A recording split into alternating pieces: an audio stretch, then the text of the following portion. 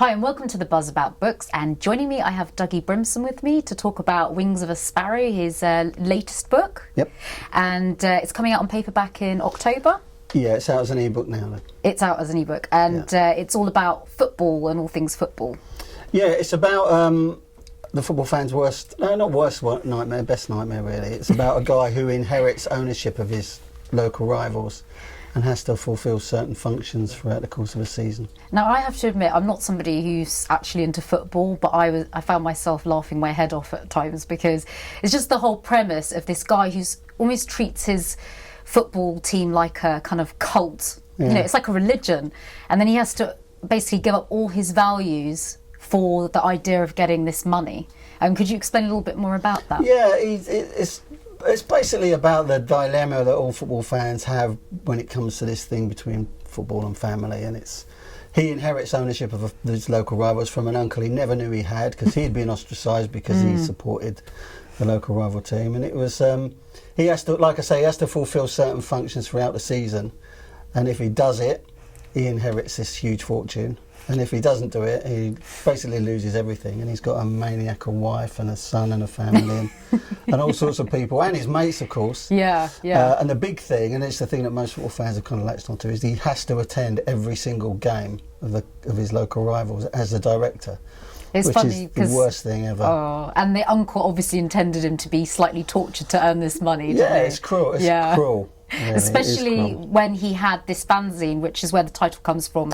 Wings of a Sparrow is his fanzine dedicated to his team, and in that fanzine magazine, he would actually write about how much he hated the team he has to be a chairman for. Yeah, now. I mean, so for the fans of the club he inherits, he's their worst nightmare, because he's dedicated his life to just ridiculing them and hurling abuse at them, and all of a sudden he's the man in charge. So there's all protests at the club, and there's all sorts of and every football match he's there and they're all like shouting at him, but the funny thing is because it's such a weird setup with this kind of like the nemesis being the chairman of this team, he ends up actually selling more tickets as a result. They end up making quite a lot of money because it's a big story, because they're everyone wants to turn up, and it's and I've tried to keep it as real as I possibly can. So there's Soccer AM and Sky Sports are in there, and they were quite happy. In fact, Eamon Holmes, I've written a screenplay. Eamon Holmes wants to be in the film, which is quite cool. Yeah, he said that's he'll be brilliant. I think it should be made as a movie. Well, me too. I'm absolutely. Yeah, I'm an advocate for that. I'll try and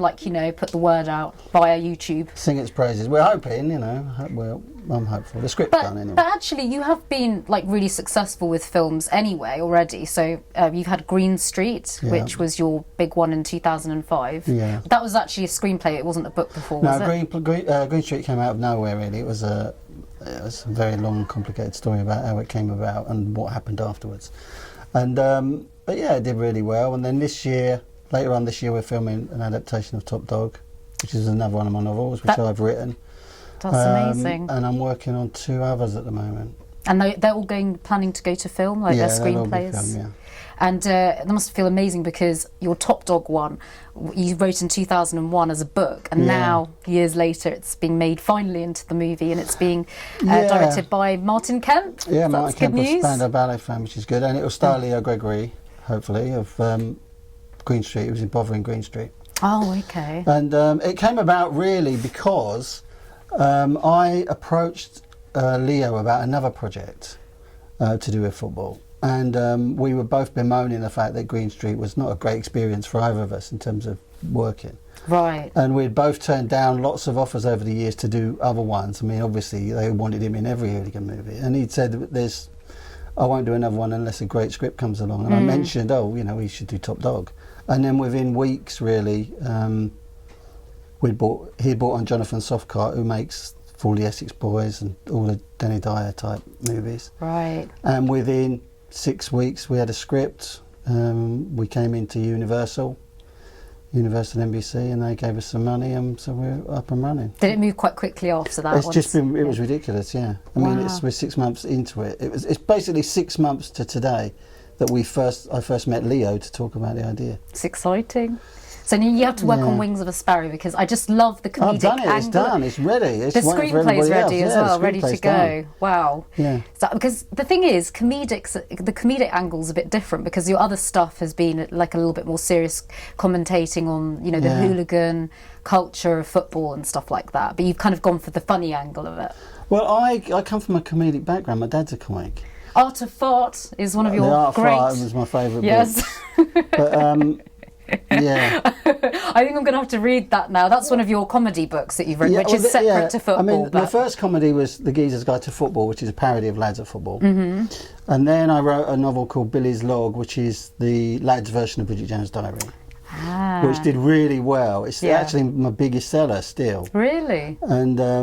And I'm under pressure to write a sequel to that now, because it's 10 years on of what happened to him. That's a good idea, actually. Yeah. Like, how old was he when you wrote about? He was 30. He had just turned 30, and he was kind of wallowing in, what do I do? You know, ideal. He had no inkling. It was all about women, the relationship between men and women, and the demise of romance, and how blokes have it just as tough as women do. And it hit a note with a lot of women as well. And I've got to write the sequel. I'm going to have to write the sequel, because it's based on me, really. It's my autobiography. Oh, really? Yeah, Okay, I'm going to have to read that now and get back to you. But I love the comedic angle. I'd love it if you did more comedy, because you literally cracked me up. Thank you. Don't know about football, but the football was kind of like a backdrop in a way, and the comedy just spoke for itself. Yeah, thank you. In a lot of ways. I hope so. So, when is Top Dog out again? We're filming in September, October, and it's in cinemas, we hope, February, March. So people should look out for that. Yeah. Well, keep charting the top of the Amazon charts, because I do my that's best. what you do very well Thank you very with all much. your football books and your comedy books and everything. It's fantastic. I'm going to check out Billy's Log as well. Thank you very much. Thank you, Dougie. So that is Dougie Brimson's book, Wings of a Sparrow. If you want to subscribe, we are going to be uploading an interview every single week. So if you want to be the first one to see it, check it out.